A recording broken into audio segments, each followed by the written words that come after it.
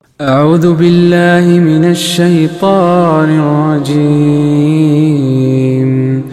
بسم الله الرحمن الرحيم Kaum muslimin rahimanillah wa iyyakum.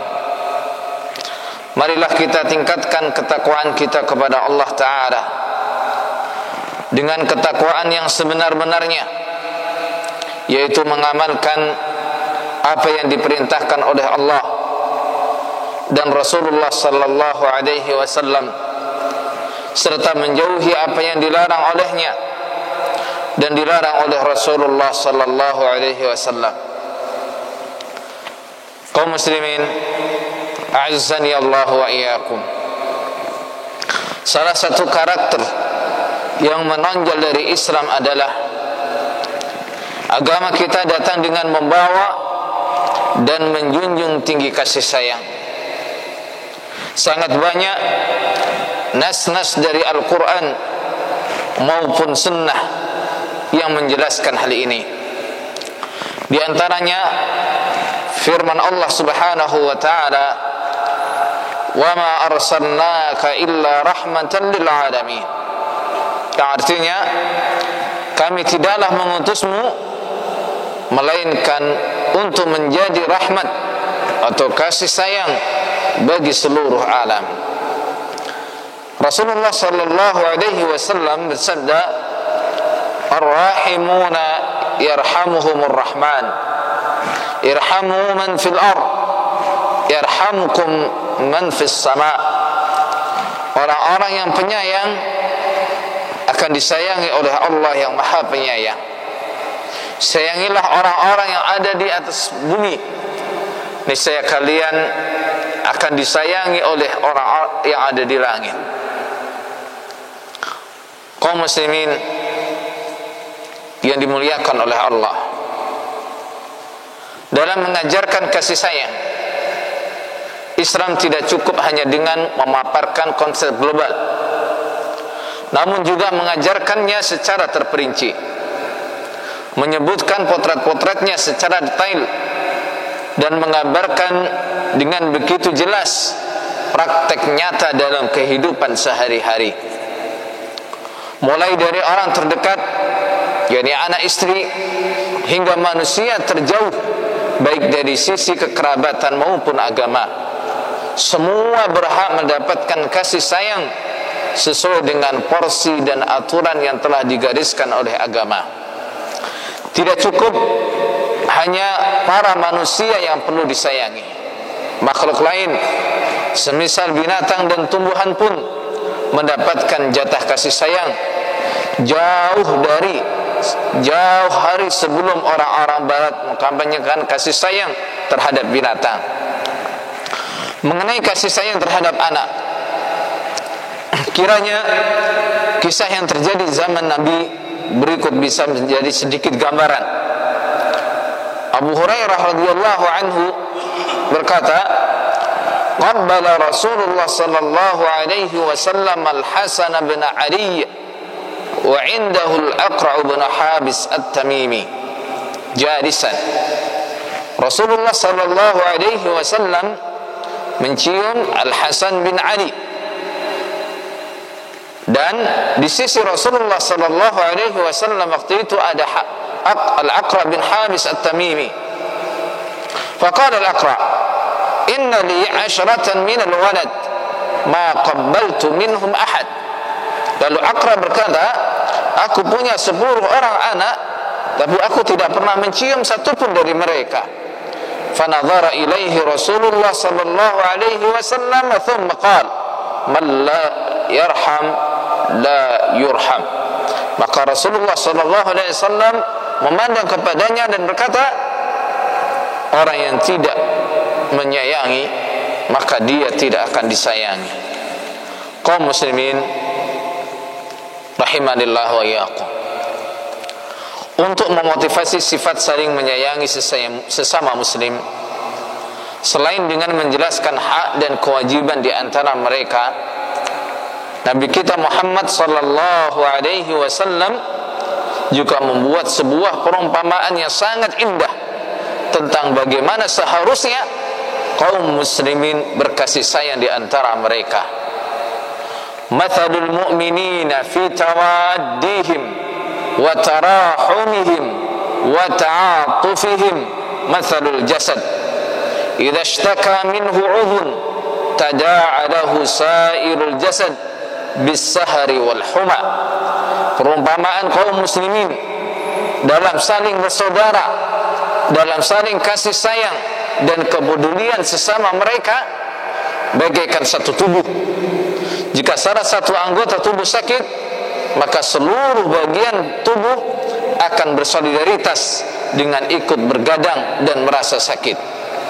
Bahkan Islam juga menerangkan jalan yang seharusnya ditempuh untuk mengantarkan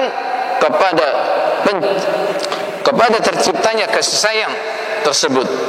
Di antaranya dalam sabda Rasulullah sallallahu alaihi wasallam, "La tadkhulu al-jannata hatta tu'minu wa la tu'minu hatta tahabbu. Awala adullukum ala syai'in idza fa'altumuhu tahabbtum. Afshus salama bainakum." Kalian tidak akan masuk surga hingga kalian beriman, dan kalian tidak akan beriman hingga kalian saling mencintai. Maukah kalian kutunjukkan tentang sesuatu yang jika kalian praktekkan, niscaya kalian akan saling mencintai? Tebarkanlah salam di antara kalian. Para hadirin rahimanillah wa iyyakum, dalam menebarkan kasih sayang, Islam tidak hanya berhenti dalam wilayah sesama muslim saja, namun juga merambah hubungan dengan non-muslim. Di antara potretnya yang paling jelas, Islam memotivasi mereka untuk masuk dan mengikuti agama kasih sayang, yaitu agama Islam, agar mereka bahagia dunia dan selamat di akhirat. Rasulullah sallallahu alaihi wasallam bersabda, "Walladzi nafsu Muhammadin biyadihi la yasma'u bi ahadun min hadhihi al-ummah yahudiyyun wala nasraniyun thumma yamutu wa lam yu'min billadhi ursiltu bih illa kana min ashabin nar." Demi Allah, tidaklah seorang pun dari umat ini, entah itu Yahudi atau Nasrani, yang mendengar tentang diriku lalu ia mati dalam keadaan belum beriman dengan risalahku, melainkan ia akan menjadi penghuni neraka. Andaikan mereka enggan masuk Islam dan tidak memerangi kaum muslimin, mereka tetap berhak untuk disikapi secara lahiriah dengan baik. Allah Ta'ala menjelaskan, "La yanhaakumullah 'anil ladzina lam yuqatilukum fid din wa lam yukhrijukum min diyarikum an tabarruhum wa tuqsitu ilaihim innallaha yuhibbul muqsitin." Allah tidak melarang kalian berbuat baik dan berlaku adil terhadap orang-orang kafir yang tidak memerangimu dalam urusan agama dan tidak mengusir kalian dari kampung halaman. Sesungguhnya Allah mencintai orang-orang yang berlaku adil. Ma'asyiral muslimin, yang lebih menakjubkan lagi, agama kita tidak hanya memperhatikan kasih sayang sesama manusia, namun juga mengajarkan kasih sayang kepada penghuni bumi yang lainnya, yaitu binatang dan tumbuhan. Abdullah bin Mas'ud radhiyallahu anhu mengisahkan, "Kunna ma'a Rasulillah sallallahu alaihi wasallam fantalaqa li hajatihi fara'aina humaratan ma'aha farakhan." Suatu hari kami bepergian beserta Rasulullah sallallahu alaihi wasallam. Di tengah perjalanan beliau memisahkan diri untuk menunaikan hajat. Saat itu kami melihat induk burung bersama kedua anaknya yang masih kecil. Fa'akhadna farkhaiha faja'atil humratu faja'alat tafrishu. Maka kami mengambil dua anak burung itu. Ibu burung pun mengepak-ngepakkan sayapnya gelisah. Faja'a an-nabiy sallallahu alaihi wasallam faqala man faja'a hadhihi biwaladiha ruddu waladaha ilaiha. Maka Rasulullah sallallahu alaihi wasallam bersabda, siapa yang menyakiti burung ini dengan mengambil anaknya, kembalikanlah anaknya kepada induknya. Wa ra'a qaryatan namlin qad harraknahu faqala man harraqa hadhihi qulna nahnu qala innahu la yanbaghi an yu'adziba bin nar illa rabbun nar. Beliau juga melihat ada perkampungan sarang semut yang telah kami bakar. Beliau pun bersabda, siapa yang membakar ini? Kami menjawab, kami. Rasulullah pun bersabda, tidak pantas menyiksa dengan api kecuali penguasa api. Tidak cukup hanya mengajarkan kasih sayang sesama tidak cukup hanya mengajarkan kasih sayang sesama makhluk hidup tersebut. Bahkan Islam memerintahkan agar mempraktekkan kasih sayang kepada siapapun sampai di detik-detik akhir hidup para hewan tersebut, yakni manakala kita bermaksud menyembelihnya. Rasulullah sallallahu alaihi wasallam bersabda, "Innallaha kataba al-ihsana ala kulli syai'. Fa idza qataltum fa ahsinul qitlah wa idza dhabhtum fa ahsinudh dhibha wal yuhidd ahadukum syafratah wal yurih dhabihata." Sesungguhnya Allah mewajibkan perbuatan baik dalam segala sesuatu. Jika kalian akan membunuh, bunuhlah dengan cara yang baik. Jika kalian akan menyembelih, sembelihlah dengan cara yang baik. Hendaklah kalian mengasah pisau kalian dan menenangkan hewan yang akan disembelihnya. Jamaah rahimanillah wa iyyakum. Masih banyak potret lain yang menggambarkan betapa ajaran Islam sangatlah menjunjung kasih sayang. Kasih sayang kepada pelaku kesalahan, terutama dari kalangan orang-orang yang terbatas ilmunya. Kasih sayang kepada tetumbuhan, kasih sayang kepada orang tua dan kerabat, kasih sayang kepada tetangga, dan segudang contoh lainnya yang tidak mungkin dipaparkan dalam kesempatan singkat ini. Semoga sedikit pemaparan di atas bisa menggambarkan pada kita betapa Islam benar-benar agama yang mengutamakan kasih sayang dan memotivasi umatnya untuk mempraktekannya dalam kehidupan sehari-hari. Barakallahu li wa lakum fil Qur'anil Karim wa nafa'ani wa iyyakum bima fihi minal ayati wa dzikril hakim. Innahu ta'ala jawadun karim malikum barrur raufur rahim wa nastaghfirullah innahu huwal ghafurur rahim.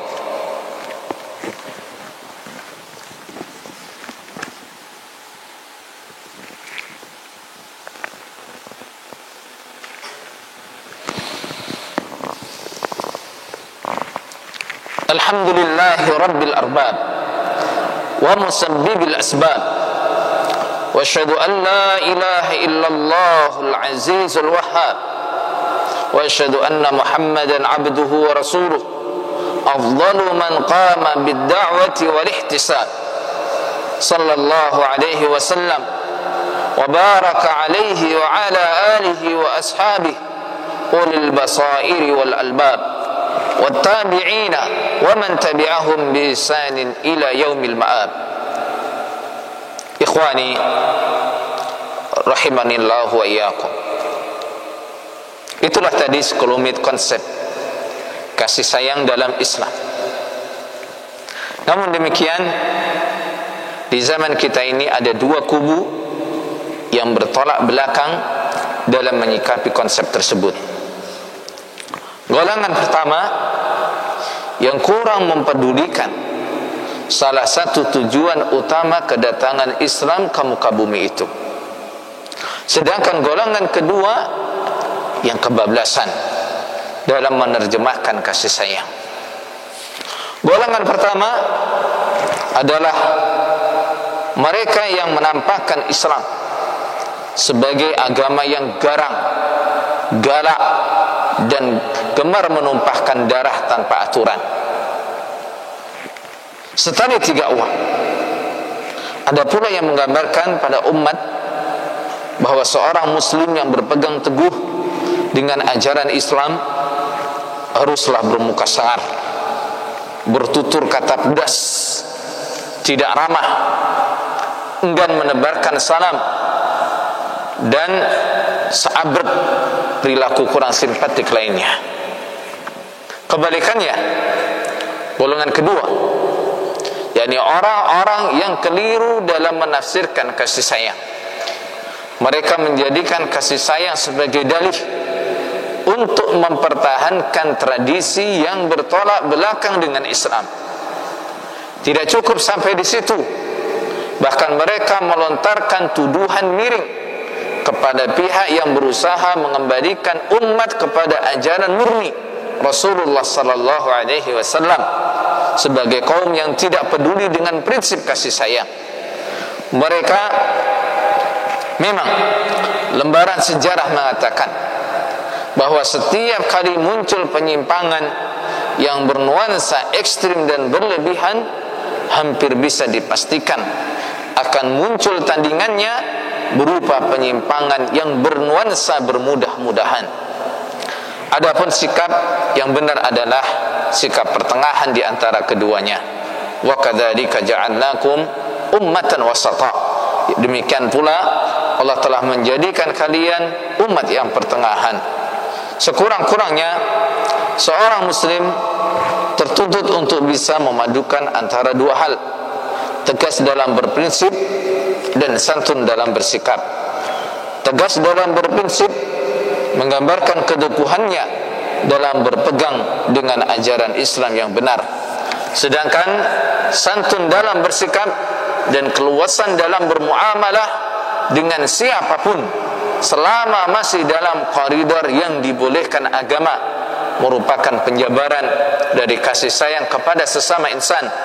Bahkan perilaku simpatik tersebut bisa dimanfaatkan sebagai sarana untuk mendakwahi orang-orang yang menyimpang dari garis lurus tuntunan Rasulullah sallallahu alaihi wasallam.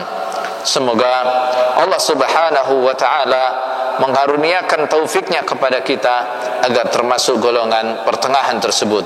Amin ya rabbal alamin. Hada wa sallu wa sallimu rahimakumullah ala as-sadiqil amin kama amarakum bidzalika maulakum rabbul alamin. Wa qala subhanahu inna allaha wa malaikatahu yusalluna 'alan nabi ya ayyuhalladzina amanu sallu 'alaihi wa sallimu taslima.